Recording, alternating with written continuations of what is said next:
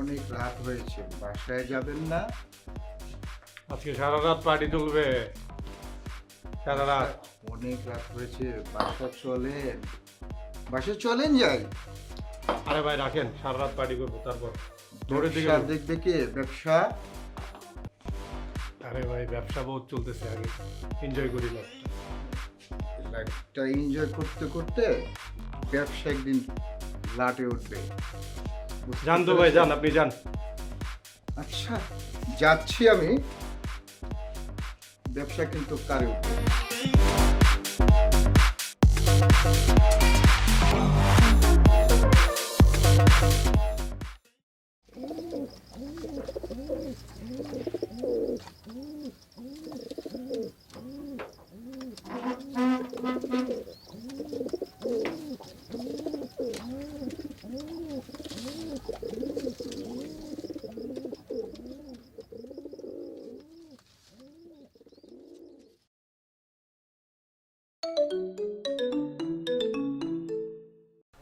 Hello মা, তোমার না কতবার কইছি এই সময় আমার কোচিংয়ের টাইমে আমি কোচিংয়ে থাকি, বারবার ফোন দাও কেন? মারে, তোর বাপের শরীরের অবস্থা ভালো না, তুই যত জলদি পারস তুই তাড়াতাড়ি বাড়িতে ফিরায়। কেন তুমি বাবারে ওষুধগুলো ঠিকভাবে খাওয়াইতেছো না? ওষুধ তো ঠিক মতো খাওয়াইছি, কিন্তু ডাক্তার কইছে ওনারে ঢাকায় নিয়ে বড় ডাক্তার দেখে চিকিৎসা করতে হইব, তাইলেই ভালো হইব। তুই যত জলদি পারস তাড়াতাড়ি বাড়িতে আয়। কিন্তু মা, 1 মাস পরেই তো আমার মেডিকেলের ভর্তি পরীক্ষা। আমি তো পড়াশোনা করতেছি, সব কিছু তো ভালোভাবেই চলতেছে। এই অবস্থায় গ্রামে ফিরে গেলে দেখো, তোমরা আমার নিয়ে যে স্বপ্ন দেখছো আমি যে বড় হয়ে ডাক্তার হব, আমার সেই স্বপ্ন তো স্বপ্নই থেকে যাবে। মারে, তোর বাপ কইছে গরিব মানুষরে স্বপ্ন দেখতে নাই, আর ডাক্তারি পড়াশোনা করতে গেলে মেলা টাকার দরকার। তুই তাড়াতাড়ি বাড়িতে ফিরায়, তুই আইলেই বড় ডাক্তার দেখাবো। আয় মা, আমরা গরিব মানুষ, তুই যত তাড়াতাড়ি পারস চলে আয়।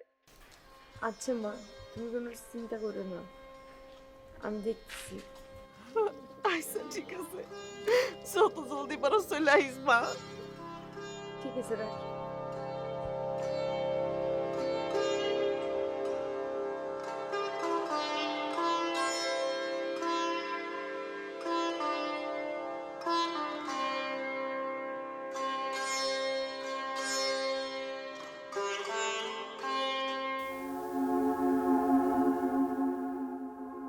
কি এখানে একা একা দাঁড়ায় আছো কেন? দেখতে শুনতে তো নতুনই মনে হয়। আহো, আমাকে লগে আহো, কাস্টমার পাইতে বেশি সময় লাগবো না। কি বলতেছেন এগুলা? কে আপনি? মা গো মা, মাইয়ার দে মা কত, প্রথম প্রথম অত দেমাক সকলেই দেখায়। অবশ্য চেহারা খান সুন্দরী আছে, কাস্টমার পাইতে বেশি সময় লাগবো না, ভিআইপি কাস্টমার ম্যানেজ করে দেবো। চলো আমাকে লগে চলো।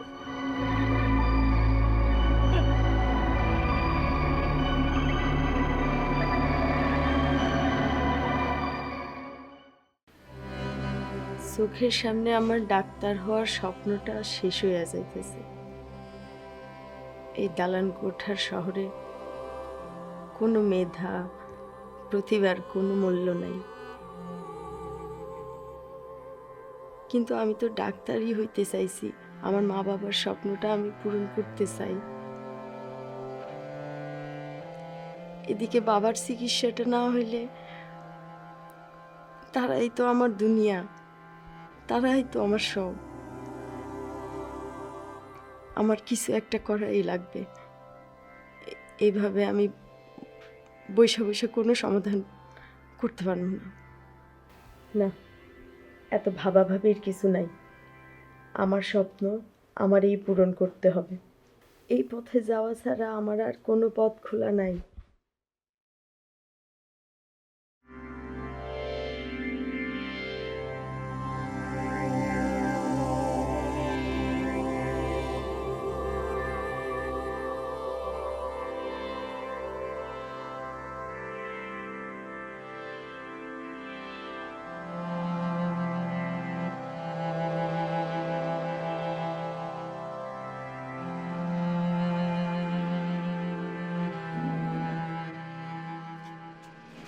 কিরে যাবি? তুমি যাও।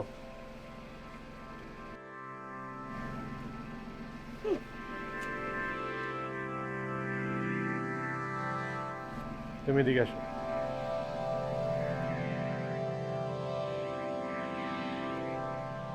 গাড়ি তো পোলাটারে দেখা তো মনে হইতেছে বড় লোকের পোলা।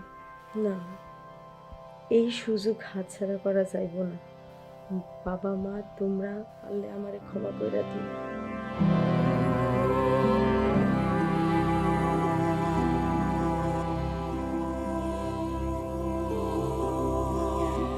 নাম কি?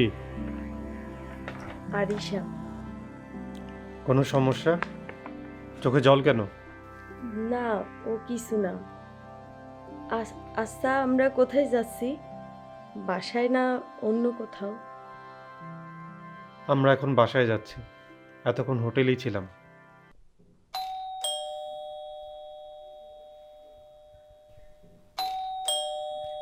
আসি আসি, ইস, কত রাত হয়ে গেল। আসসালামু আলাইকুম। আসো। কি ব্যাপার চাচা, এখনো তুমি ঘুমাওনি? তোমার কাছে না চাবি আছে? তুমি এত কেন রাত জাগো? সাহেব, আপনার বাইরে শুয়ে কোনদিন ঘুমাইছি না, নিজের দুই চোখকে ঘুম আসে। রাত হয়ে গেছে না? আচ্ছা যাই হোক, বাসায় খাবার আছে নাকি হোটেল থেকে আনতে হবে? না না, কোনো ঠিকানা লাগবে না, বাসায় খাবার আছে। মাইয়া ডিকেরা ওর পরিচয় কি এখনই জানতে হবে? না না, লাগবে না। আচ্ছা আসো। আচ্ছা তুমি তাহলে ওর জন্য খাবার রেডি করো, হ্যাঁ, আর তুমি ব্যাগটা এখানে রেখে ওয়াশরুমে যাও, ফ্রেশ হয়ে আসো, ঠিক আছে?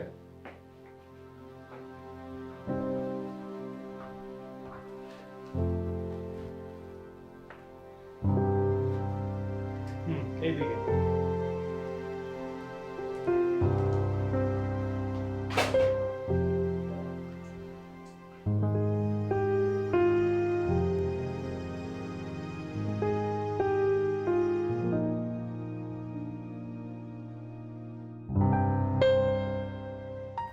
মেডিকেল ভর্তির জন্য আইডি কার্ড,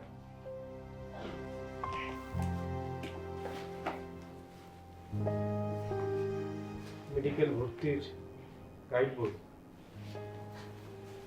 তার মানে মেয়েটি মেডিকেলে ভর্তি হওয়ার জন্য কোচিং করতেছে। মেয়েটি তো ভালো করে মনে হচ্ছে।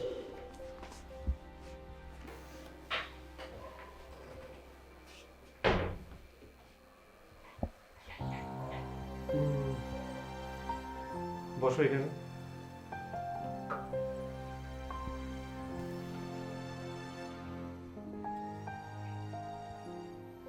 কিছু মনে না করলে আপনাকে একটা কথা জিজ্ঞেস করি। হ্যাঁ বলো। আপনার কিন্তু আমাকে টাকা বাড়াই দিতে হবে। কেন বলো তো? আপনাকে দেখে মনে হলো আপনার অনেক টাকা পয়সা, আমারও অনেক টাকার প্রয়োজন, তাই আপনি আমার টাকা বাড়াই দিবেন। এত টাকা দিয়ে তুমি কি করবে? সেই কারণটা আমি আপনাকে বলতে বাধ্য না। তাছাড়া আমি আজকেই প্রথম, আশা করি আপনি বুঝতে পারছেন।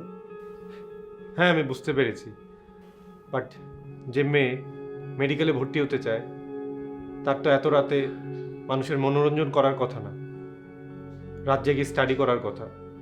আপনার কি মনে হয় যার স্বপ্ন একজন ডাক্তার হওয়া, সে কেন তার পড়াশোনা বাদ দিয়ে এসব করবে? তা তো বটে, বাট সে কারণটা কি আমি জানতে পারি? ছোটবেলা থেকেই বাবা মা আর আমার শিক্ষকদের স্বপ্ন ছিল আমি বড় হয়ে ডাক্তার হব। আমি আমার বাবা মায়ের একমাত্র সন্তান। ছোটবেলা থেকেই দেখছি বাবা প্যারালাইজড হয়ে ঘরে বন্দি হয়ে আসছিল। সেই জায়গা থেকে আমার মা মানুষের কাপড় চোপড় সেলাই করে পরিশ্রম করে আমার পড়াশোনা করাইছে। আমি মেধাবী হওয়া সত্ত্বেও শিক্ষকদের কাছ থেকে যেটুকু সাপোর্ট পাওয়ার ওইটুকু তো পাইছি, কিন্তু এভাবে করে তো আমি আমার স্বপ্ন পূরণ করতে পারি নাই। তাই ভাবছিলাম ঢাকায় এসে কোচিং করে আমি যদি ডাক্তারি পড়ার চান্স পাই, তাহলে আমি আমার বাবা মা আমার শিক্ষকদের স্বপ্ন পূরণ করতে পারবো। কিন্তু গতকাল আমার মা আমারে ফোন দিয়ে বাবার শারীরিক অবস্থার কথা জানালো। আমার বাবার শরীর বেশি ভালো না। মা বলতেছিল বাবারে নাকি ঢাকায় এনে চিকিৎসা করানো খুব দরকার, না হলে তারে বাঁচানো যাবে না। আর এই জন্যই তুমি অবৈধ পথে টাকা কামানোর চিন্তা করছো। এছাড়া আমার আর কি করার ছিল আপনি বলেন। আচ্ছা বসো তুমি, আমি একটু আসতেছি।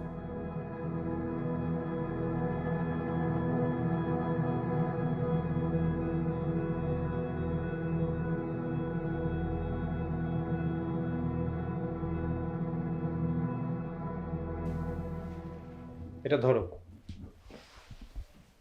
নাও ধরো এটা। এখানে 1 লাখ টাকা আছে, আপাতত এটা রাখো। আর মেডিকেলে চান্স কিন্তু পেতেই হবে। আর যখন তুমি মেডিকেলে চান্স পাবে তোমার পুরো পড়াশোনার খরচ আমি বহন করব। আর তোমার বাবার চিকিৎসার জন্য এবং তোমার মেডিকেলে পড়ার জন্য যত যাবতীয় খরচ আছে সব কিছুই তুমি রফিক চাচা থেকে পেয়ে যাবে, আমি তাকে বলে দিব। সো এখন থেকে পড়ালেখায় মনোযোগী হও আর রাত বিরাতে এরকম বের হও। কিন্তু আপনি আমারে এত টাকা কেন দিবেন? আপনি আমার জন্য এত কিছু করতে চান কেন? আমি আপনার কাছ থেকে এত টাকা তো চাই নাই। তাছাড়া আপনি আমার যে কাজের জন্য নিয়ে আসছেন সেই কাজ তো এখনো হয়নি। এক রাতের জন্য কি কেউ কাউরে এত টাকা দেয়? আচ্ছা ধরো আমি তোমাকে এই টাকাটা ধার দিচ্ছি, আর পরে তুমি কখনো আমাকে এটা শোধ করে দিও। পরে কখন, কেমনে আমি আপনার টাকা শোধ করব? তুমি যেদিন ডাক্তার হবে আর আমি যদি কোনোদিন তোমার কাছে পেশেন্ট হিসেবে যাই, তাহলে আমার চিকিৎসা করে সেই ঋণটা তুমি শোধ করে দিও। আর তুমি কি ভেবেছিলে আমি তোমাকে এখানে কেন নিয়ে এসেছি? আসলে আমি দেখতে পাচ্ছিলাম কিছু বখাটে ছেলে তোমার পিছু নিয়েছিল আর ওরা তোমাকে নিয়ে কিছু পরিকল্পনা করছিল। সো আমি ওখান থেকে তোমাকে সেভ করার জন্যই এখানে নিয়ে এসেছি, আমার অন্যরকম কোনো ইন্টেনশনই ছিল না। আর তুমি টাকা পয়সার কথা বললে তো, 5 লাখ 10 লাখ এসব আমার কোনো ব্যাপার না। অনেক বাজে পথে আমি এইসব টাকা খরচ করে থাকি, কিন্তু এই প্রথম হয়তো আমি কোনো ভালো কাজে টাকাটা খরচ করছি। সো আমি খুবই খুশি হব তুমি যদি ডক্টর হয়ে মানুষের সেবা করো। আমার মনে হবে এই জীবনে আমি প্রথম কোনো ভালো একটি কাজ করেছি। সো ভালো করে স্টাডি করবে, আর কোনো কিছু যদি প্রয়োজন হয় রফিক চাচাকে বলবে। রফিক চাচা, আইতেছি বাজান। জলদি আসেন। খাবার রেডি হয়েছে? হ্যাঁ, আচ্ছা ঠিক আছে, আপনি ওকে সুন্দর করে খাইয়ে আমাদের গাড়ি দিয়ে ওকে ওর বাসায় পৌঁছে দিয়ে আসবেন। আমি ঘুমোতে গেলাম, ঠিক আছে? আর পরবর্তীতে ওর যা যাবতীয় টাকা পয়সা লাগবে ও যদি আপনার সাথে কন্ট্যাক্ট করে ওর ব্যবস্থা করে দিবেন, কোনো সমস্যা নেই। ঠিক আছে, আমি ঘুমোতে গেলাম। থাকো তুমি, হ্যাঁ, ভালো করে লেখাপড়া করো।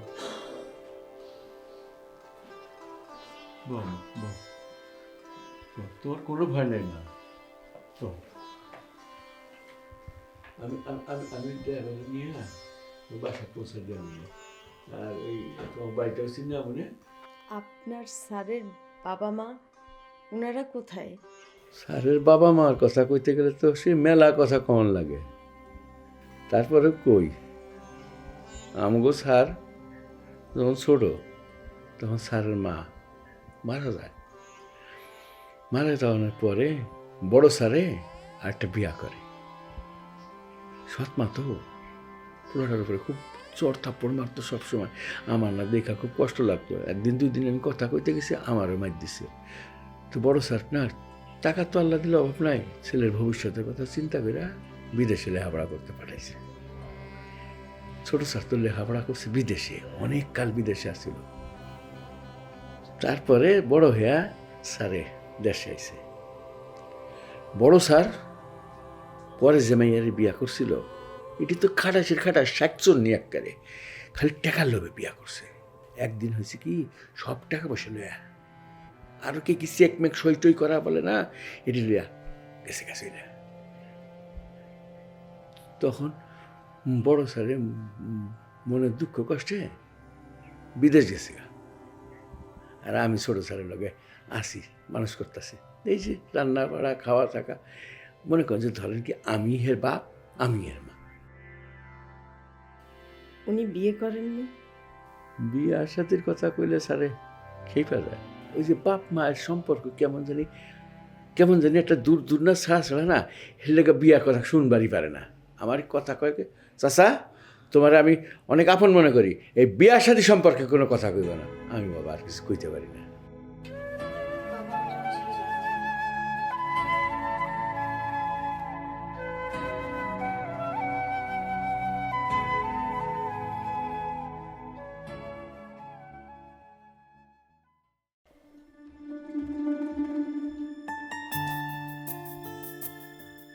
কি রে মা, আজকে এত সকাল সকাল উঠলি, ব্যাপারটা কি?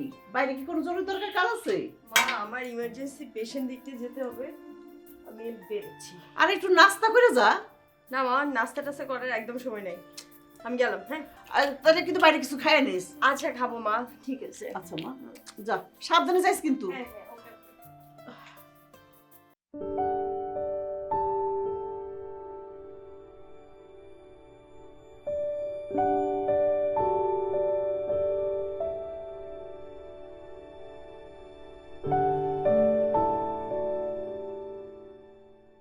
কি অবস্থা? পেশেন্ট কত নম্বর কেবিনে? কেস স্টাডি করছেন? জি ম্যাডাম, ভদ্রলোকের বয়সটা কম, দেখে মনে হচ্ছে কোনো বড় ঘরের সন্তান। তবে উনি প্রচুর পরিমাণে স্মোক আর ড্রিঙ্ক করতেন। I think he is in last stage. তবে ওনার ভেতরে কিছু আছে বলে মনে হচ্ছে না। টেস্ট করিয়েছেন? জি ম্যাডাম, তবে রিপোর্টটা এখনো হাতে পাইনি। রিপোর্ট হাতে না পেয়েই আপনি এতগুলো মন্তব্য করে ফেললেন। Sorry madam. It's okay.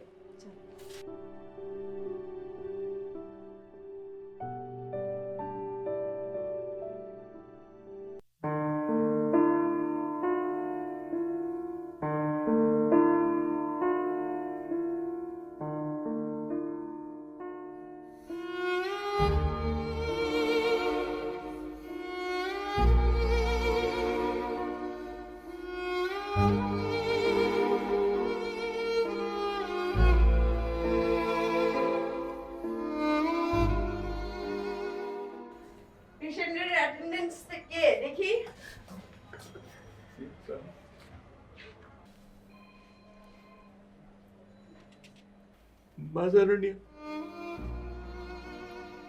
Rafiq চাচা, আপনি এতদিন পর? পেশেন্ট আপনার কি হয়? বাজারও নিয়ে। তুমি চিনতে পারো না আমার ছোট সাহেব আবির স্যার জীবনে সব হারাইয়া এখন মরার জন্য অপেক্ষায় রয়েছে মা। আমি আর এই ভার নিতে পারতেছি না রে মা। দেখ না ভালো করে কিছু করা যায় নাকি? দেখ তো মা।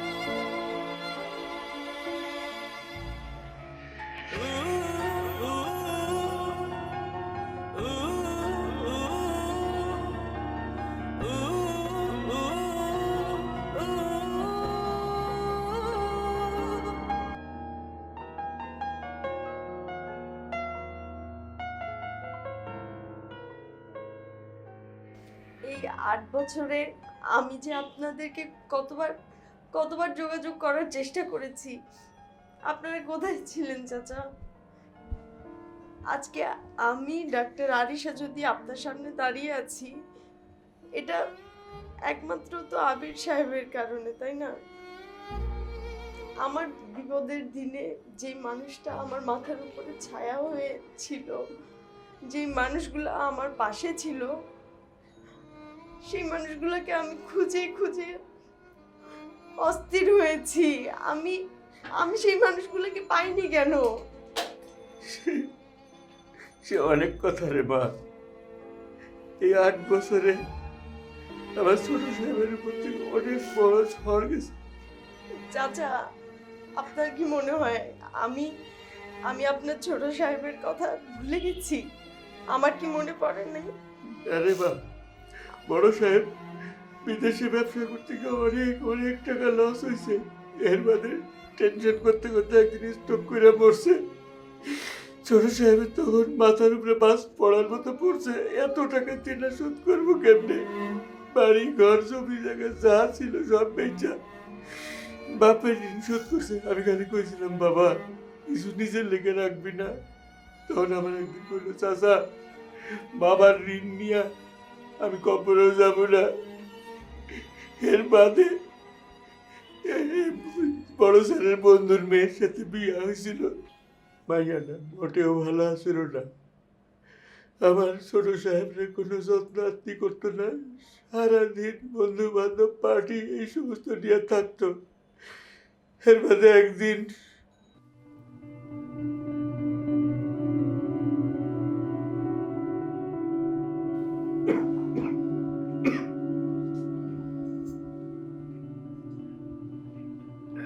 চাচা, চাচা একটা মাল ডালো। বাবা শরীরটা ভালো না, আজ আর না খাই। আর আমার কিছু হবে না, ঢালো আরেকটা মাল। আর ফারিয়া কি বাসায় এসেছে? না আসে না, আইসা পড়বো না, আইসা পড়বো। তোমার আসবে। ওই যে বউ আইসা পড়ছে, বউ আইসা পড়ছে। এই দাঁড়া, কই ছিলি তুই এতক্ষণ? কোন ছেলের সাথে ছিলি? এতক্ষণ তোর বাসায় আসার সময় হলো? শোনো, আমি কার সাথে ছিলাম, কোথায় ছিলাম আর কোথায় যাব, কতক্ষণ বাসায় থাকবো কতক্ষণ থাকবো না, এটা সম্পূর্ণ আমার ব্যক্তিগত ব্যাপার। এইসব বিষয়ে নাক গলানো তুমি কে? তুমি ভাবছো তুমি এরকম ভাবে বসে আছো, আমিও 4 দেওয়ালের মাঝখানে তোমার সাথে বসে থাকি, সেটা কখনোই হবে না। এই আপনি চুপ থাকেন, আপনি কথা বলবেন না, সেটা কখনোই হবে না, বোঝা গেছে? লাইফ একটা, আমি এনজয় করতে চাই, লাইফে অনেক কিছু দেখার আছে। আর শোনো, আমি ডিসিশন নিয়ে ফেলেছি, হ্যাঁ, আই ওয়ান্ট ডিভোর্স। আমি তোমার সাথে আর থাকতে পারবো না। যা, যেখানে খুশি যা। এখন তো যাবি। আমার তো আর অবশিষ্ট কিছু বাকি নেই। নেই তো কি আছে তোমার? না আছে কোনো যোগ্যতা, না আছে কোনো মুরদ। লুজার একটা। তুই এই একদম গায়ে হাত তোলার চেষ্টা করবা না। যেটুকু আছে না সেটুকু শেষ করে দিয়ে যাব। এখনই চলে যা, তুই এখনই আমার বাসা থেকে বের এখন হবি। কেন যাব? কালকে সকালে যাব। এই আপনি চুপ থাকেন।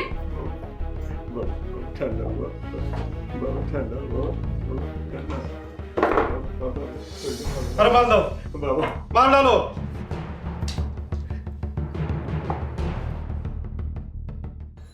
এর বাদে ছোট সাপ খালি সিগারেট খায়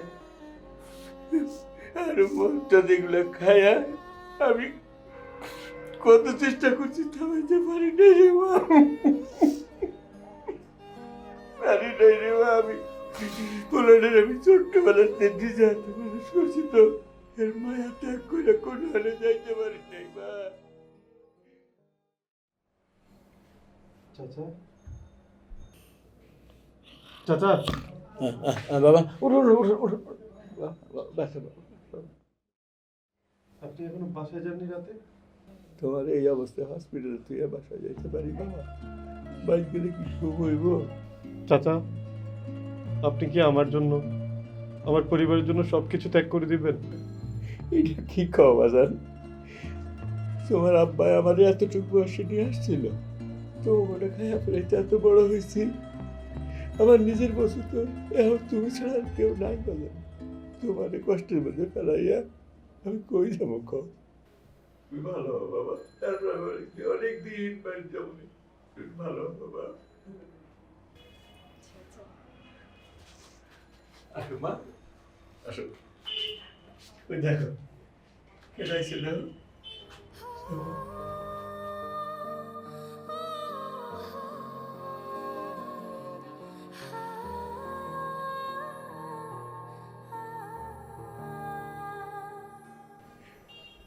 তুমি ছোট সাহেব, উনি হলেন গিয়া ডাক্তার আরিশা, এই শহরে খুব নাম করা ডাক্তার। উনি আপনার কথা মতোই ডাক্তার হয়েছেন এবং আল্লাহ পাকের ইচ্ছায় উনি আপনার চিকিৎসা করে ভালো করছেন। আপনার মনে আছে আপনি বলেছিলেন আমি যদি কখনো ডাক্তার হতে পারি তাহলে যেন আপনার চিকিৎসা করে আপনার উপকারের ঋণ শোধ করতে পারি। কিন্তু বিশ্বাস করেন, আপনি মৃত্যুর সাথে তিলে তিলে যুদ্ধ করে নিজেকে শেষ করে দিবেন, আর আমি আপনাকে চিকিৎসা করে ভালো করব, এই দিনটা দেখার জন্য আমি কখনোই প্রস্তুত ছিলাম না। তুমি তোমার স্বপ্ন, তোমার বাবা মার, তোমার শিক্ষকের স্বপ্ন পূরণ করতে পেরেছো, এতেই আমি খুশি। জীবনে কোনোদিন আমি কোনো ভালো কাজ করার সুযোগ পাইনি বা করার ক্ষমতাও হয়নি, বাট সেদিন যখন তোমাকে দেখলাম আমার মনে হয়েছে যদি তোমাকে হেল্প না করে থাকি সেটা হবে আমার জীবনের সবচেয়ে বড় ভুল। আমি সিদ্ধান্ত নিয়েছি আমি ওনাকে আমার বাসায় নিয়ে যাব। আমি আমার চোখের সামনে ওনাকে 24 ঘন্টা রাখবো। আমি নিজে ওনার সেবা যত্ন করে ওনাকে সুস্থ করে দেবো। ঠিক আছে মা, তুমি যেটা ভালো মনে করো সেটাই করো। তারা ভালো করে দাও, তোমার কারণে আল্লাহ তারা ফিরাই দিছে মা। আমার ছোট সাহেবের দায়িত্ব তুমি নাও মা, তুমি নাও। না না, এটা হয় না, আমি কার বাসায় যাব না। একদম চুপ থাকবেন। সারা জীবন তো আপনি যেটা চেয়েছেন সেটাই করেছেন। এখন আমি যেটা বলবো সেটাই হবে।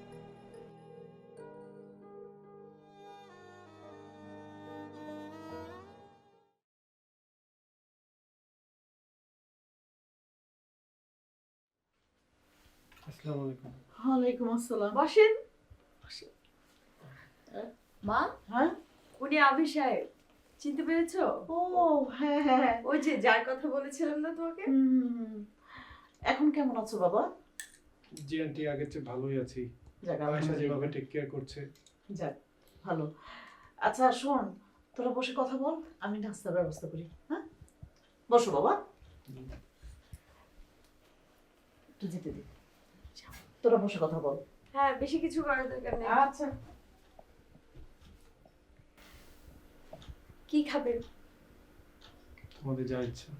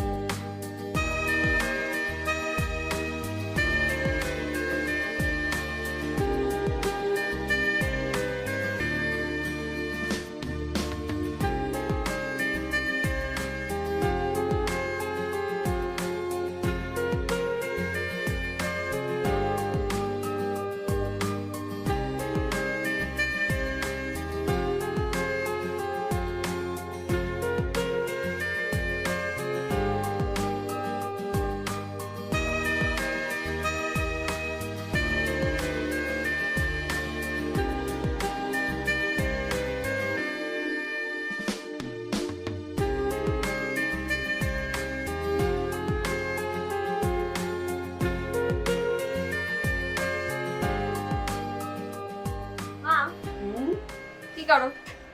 এই তো কাজ করতেছি রে মা। তুমি কেন এসব করতেছো? তুমি আমাকে চা খাও। খামনে, তোর সাথে আমার কিছু কথার দরকার ছিল। তুই তো কাজে ব্যস্ত থাকো সবসময়, তাই বলি বলি করে আর বলা হয় না। মা, হুম? কি এমন কথা যে তুমি আমাকে বলি বলি করে বলতে পারছো না? আচ্ছা, ওই যে আবির ছেলেটা, ও তো অসুস্থ, তো ওর শরীরটা এখন কি অবস্থা?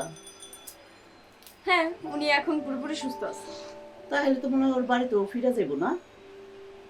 মা, তুমি হঠাৎ কি ধরনের প্রশ্ন করতেছো? উনি তো সারা জীবন আমাদের বাড়িতে থাকবে না, তাই না? না মারে, তোরা অনেক কষ্ট করে আমি আগলায় রাখছি তোর বাপ মারা যাওয়ার পর থেকে, কিন্তু আমাকে তো সমাজে চলতে হয়। মানুষের কথা আনাগোনা এইসব আমার ভালো লাগে না একেবারে। দেখ, তুই যদি একটু যদি এইভাবে সাবধানভাবে না চলস, তাহলে তো আমাকে এই সমাজে থাকা যাইব না। মানুষের নানান ধরনের নানান কথা কয়। ও, এই কথা? না মা, আমার কথা এখনো শেষ হয় নাই।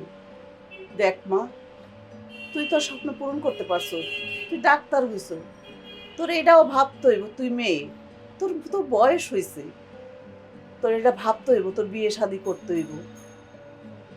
মারে, এখন যদি তুই বিয়ে না করিস তো আর কবে করবি ক? হ্যাঁ মা, তুমি ঠিকই বলছো।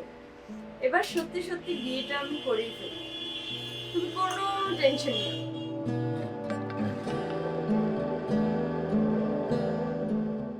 ফয়সাল ছেলেটা আমার ভীষণ পছন্দ, তবে দুজনে বেশ মানাইব, আর ও তোরে খুবই পছন্দ করে। আর ছেলেটা তো তোর সাথে একই সাথে ডাক্তারি পড়াশোনা করছে, আর তুই যদি রাজি থাকোস তাহলে আমি ওর বাবা মার সাথে বিয়ের ব্যাপারটা আলোচনা করতে পারি। মা, তুমি এসব কি বলছো? কেন, আমি কি ভুল কিছু কইলাম রে মা? না মা, তুমি ভুল কিচ্ছু বলোনি। প্রথমত কথা হচ্ছে, ফয়সাল আর আমি পেশাগত জায়গা থেকে খুব ভালো বন্ধু। আর দ্বিতীয় কথা হচ্ছে, ফয়সাল আমাকে ভালোবাসে, কিন্তু আমি তো ফয়সালকে কখনো ভালোবাসিনি, বা আমি যে তাকে ভালোবাসি পছন্দ করি এরকম কোনো কথাও তো ফয়সালকে আজ পর্যন্ত বলিনি। তাইলে যে কইলি একটু আগে তুই বিয়ে করবি, হ্যাঁ, তুমি ঠিকই শুনেছ। আমি সিদ্ধান্ত নিয়েছি আমি আবির সাহেবকে বিয়ে করব। এটা কি কইতাছ? মা, আমি যা বলছি খুব ভেবেচিন্তে বলছি। যেই পোলার কোনো ঠিক ঠিকানা নাই, ক্লাবে পয়রা থাকে, জুয়া খেলে, মদ খায়, আর মেয়ে মানুষের পিছনে দৌড়ায়, এরকম বাউন্ডিয়া পোলাপানের কাছে তোর বিয়া বলাটা ঠিক না। এটা ঠিক কইতাছ না তুই? আর ওর বউ তো চলে গেছে এরকম কইরা এসব দেখা। ছি মা, তুমি আমাকে এসব কথা বলছো?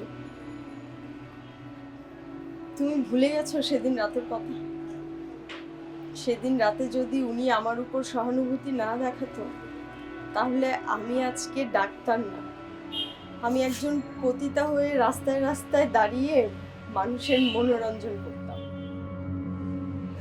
যেই লোকটা আমার বাবার মৃত্যুর আগ পর্যন্ত চিকিৎসার খরচ দিয়েছে, যে আমার ডাক্তারি পড়ার সমস্ত খরচ দিয়েছে, যার কারণে আমি আজকে ডাক্তার, সেই মানুষটা আজকে তোমার কাছে এতটাই মূল্যহীন?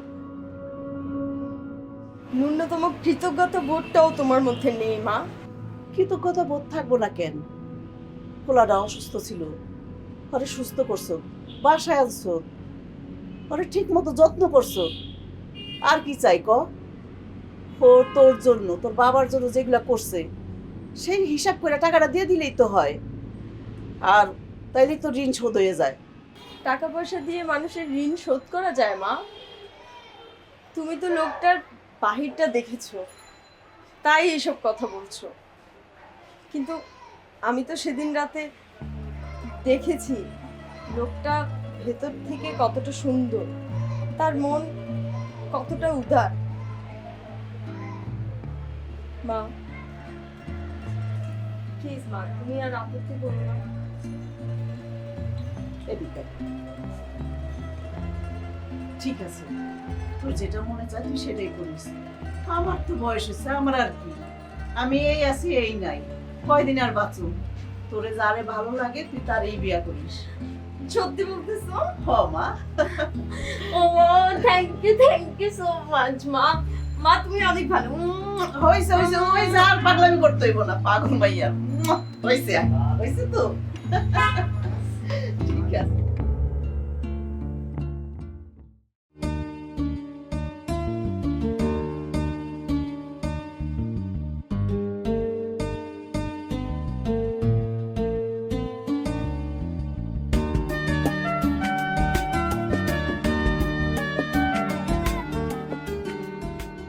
কি ব্যাপার আরিশা, আজ হঠাৎ আমাকে এখানে নিয়ে এলে? তুমি না বলেছিলে আমার সাথে তোমার কিছু কথা আছে? তা এমন কি কথা যেটা বাসায় বলা যায়নি, এখানেই বলতে হবে? হ্যাঁ, বলেছি যখন অবশ্যই বলবো। তাছাড়া সব কথা কি সব পরিবেশে মানায়? আমরা বসি। হ্যাঁ চলো বসি।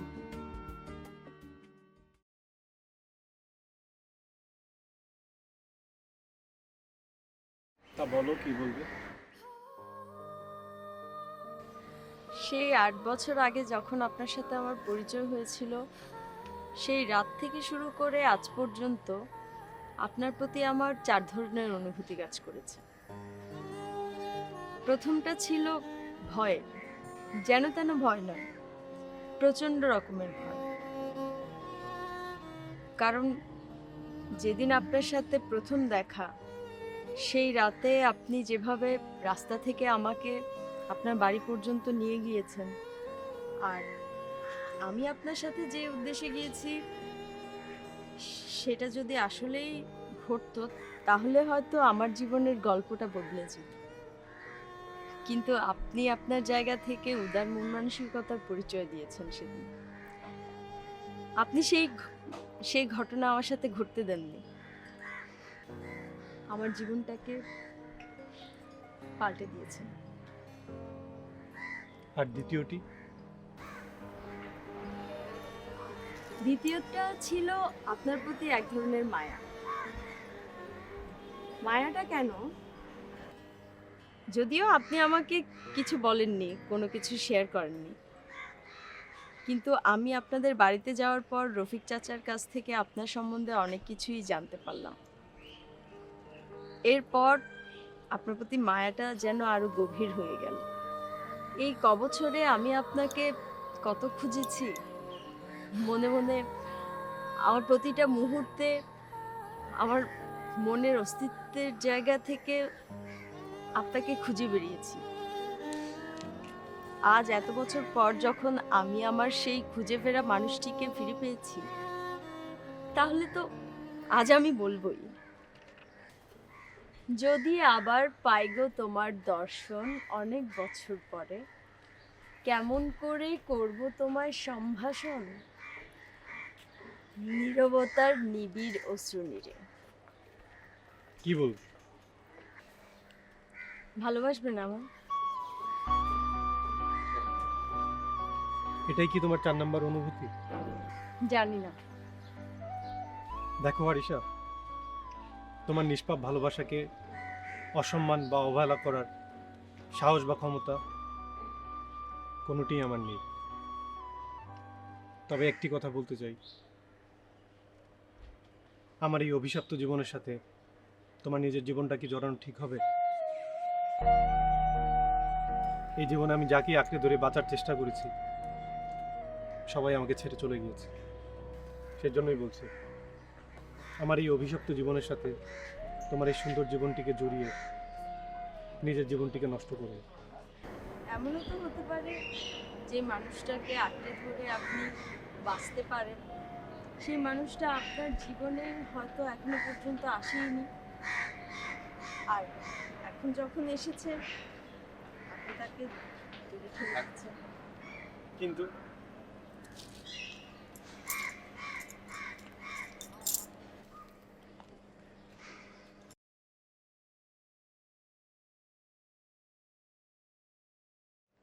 Will you marry me?